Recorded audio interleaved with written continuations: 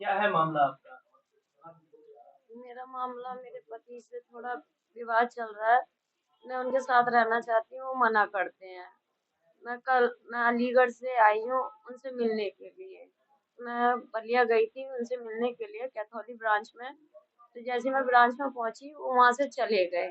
फिर उसके बाद मैंने वहां के कर्मचारियों से पूछा कि वो कहाँ मेरे हस्बैंड कहाँ है और उनसे मुझे बात करनी है। अगर उनके जो जहाँ रहते हैं उनका एड्रेस मुझे दे दो तो मैं वहां जाकर उनसे बात कर लूंगी। मैं उनसे बात कर कर चली जाऊंगी।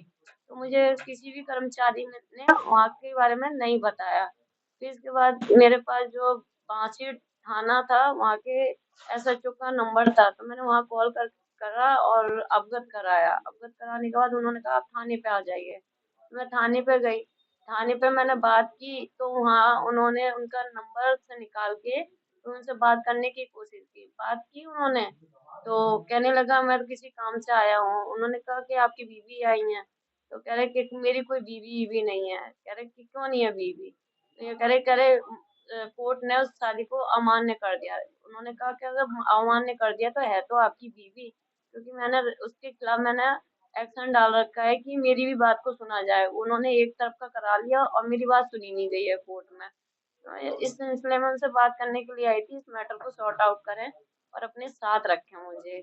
मैं इससे ज्यादा और इस चीज को मैटर को बढ़ाना नहीं चाहती, मगर वो इस चीज को बढ़ाते ही जा रहे हैं, बढ़ाते ही जा रहे हैं। फिर मैं पुलिस प्रशासन के साथ वहां पे गई मिलने के लिए। मैंने उनसे कहा मुझे बात करनी है। मुझे उनसे बात करवा दीजिए फिर मैं चली जाऊंगी। वहां पे बात करने के लिए गई, मुझसे कहने लगे अपने परिवार के साथ आओ। मैं ऐसी बात नहीं करूंगा। ठीक है मैं परिवार के साथ आऊंगी, मैं बुला लूंगी, मैं रहना चाहती हूँ। कह रहे अपने परिवार को बुला कर लाओ और मैं जब भी बात करूंगा मगर रखूंगा नहीं। मैंने मुझे रहना, मैंने ये कहा उनसे कि मैं मर जाऊंगी, तुम्हें पता है कि मैं तुम्हारे बिना नहीं रह सकती। मैं तुम्हारे कब आपकी शादी हुई? मेरी शादी 28 अक्टूबर 2020 में हुई थी। उसके बाद क्या हुआ? उसके बाद ये मुझे छोड़कर आ गए।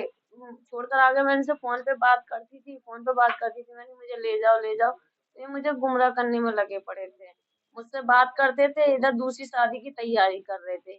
उस शादी के बाद शादी के बाद आप कितने दिन के बाद छोड़ गए? मेरे पास 2-3 दिन रहे थे ये।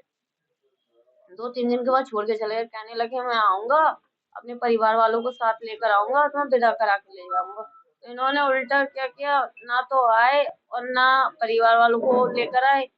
सिर्फ इन्होंने क्या किया, अपने नंबर भी चेंज कर दिए। किसी माध्यम से मैंने नंबर निकलवाया, मैंने कंप्लेंट वगैरह की, फिर मैंने थाने में एफआईआर वगैरह की, तब जाके इनका नंबर मिला। तब वहाँ पे थाने में भी जो कंप्लेंट करने से पहले वहाँ के दरोगा जी ने बात किया। कह रहे कि हमें जवाब बताइए। इन्होंने कोई जवाब नहीं दिया। इनके खिलाफ एफआईआर हुई। एफआईआर होने के बाद इन्हें पता चला तो ये हाई कोर्ट चले गए। हाई कोर्ट से ऑर्डर लेकर आए। मीडिएशन मीडिएशन में चला गया तो ये ना तो इन्होंने पैसे भरे थे ना कुछ किया। उसके बाद 11 अक्टूबर 2022 में मैं हाई कोर्ट गई थी। मैंने इनसे बात की, मैंने तुम भी आओ मैं भी आती हूँ, बैठ के बात करते हैं, मैटर को सॉर्ट आउट करने की कोशिश करते हैं। क्या ठीक है, मैं मेरे को वहां बुलाकर खुद नहीं आए, मैं तो गई। फिर वहां से भी मैं ऑर्डर को डिसमिस करा के लाई। फिर उसके बाद विवेचनाधिकारी ने इस पे कार्रवाई की। कार्रवाई कराने के बाद चार्जशीट लगाई उन्होंने। चार्जशीट लगी तो इनके खिलाफ वारंट निकले, जो है वेरिएबल वारंट चले थे। वेरिएबल वारंट होने के बाद फिर इनको लगा कि मैं जेल जाऊंगा। फिर इन्होंने शादी की तैयारी करना स्टार्ट की। तो शादी की तैयारी कर रहे थे, जैसे मुझे पता चला ये शादी करने जा रहे हैं तो संत कबीर नगर में मैं रुकी थी। फिर मैंने वहां पे जाके शादी रुकवाई इनकी। फिर ये यहाँ से बारात नहीं लेके पहुंचे। इनको पता चला कि ये आ गई है और इस तरीके से मैटर फैल गया तो ये संत कबीर नगर नहीं पहुंचे। फिर उसके बाद 3 महीने बाद फिर उन्होंने यही स्टेप उठा लिया कि शादी करने के लिए। मुझे 3 दिन बाद पता चला कि शादी करने जा रहे हैं। मैंने एक फेसबुक पे फोटो इनका अपलोड किया तो मुझे पता चला किसी के माध्यम से, किसी ने मुझे ये बताया इनकी तो 28 मई को शादी है। मैंने फिर वहां पे मैंने जांच पड़ताल करवाई थी तो मैंने इनका शादी का कार्ड निकलवाया। तब मैंने देखा तो इनके घर का नाम डला हुआ था गोलू मझवार और इनके पापा का भोला प्रसाद डला हुआ था। वैसे इनके पापा का नाम भोलानाथ मझवार है, भोला प्रसाद डाल रखा था। जब कार्ड देखा तो मुझे यकीन हो गया। फिर मैं यहाँ पे आई। यहाँ आने के बाद मैंने छानबीन की। छानबीन करने के बाद रात को मैंने 1 बजे तक इनका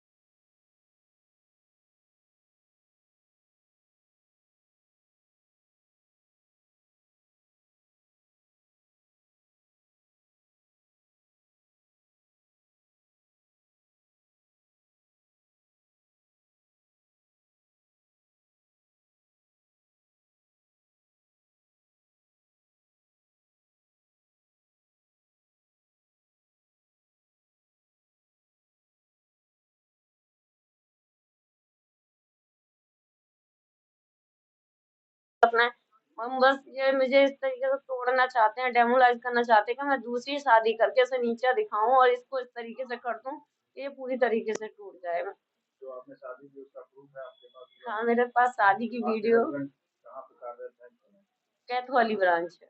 ब्रांच कौन सा है? कैथोली कहाँ पे है सब बैंक? जनपद बलिया, बैंक का नाम?